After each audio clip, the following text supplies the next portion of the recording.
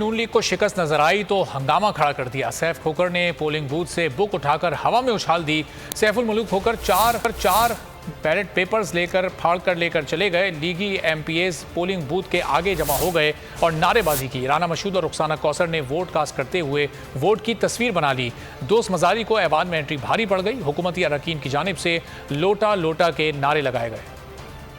दर पे शिकस्त का सामना। शिकस्त देख के नून लीग का पंजाब असम्बली में हंगामा। लीगी एमपीएस की पोलिंग बूथ के आगे जमा होकर नारेबाजी। सैफ खोकर ने पोलिंग बूथ से बुक उठाकर हवा में उछाल दी। सैफुल मलूक 4 बैलेट पेपर फाड़ के साथ ले गए। नून लीग ने हंगामा शुरू किया तो प्रेसिडिंग ऑफिसर वसीम खान को चंद मिनट पोलिंग रुकवाना पड़ी। सिक्योरिटी को भी तलब करना पड़ा। राना पे वोट की तस्वीर बना ली। पैनल ऑफ चेयरमैन ने तस्वीर बनाने पे मना किया मगर बास न आए। दोस्त मजारी को ऐवान में एंट्री भारी पड़ गई। दोस्त मजारी अपोजिशन अरकान के साथ ऐवान में आए तो हुकूमती अरकान ने लोटा लोटा के नारे लगाना शुरू कर दिए।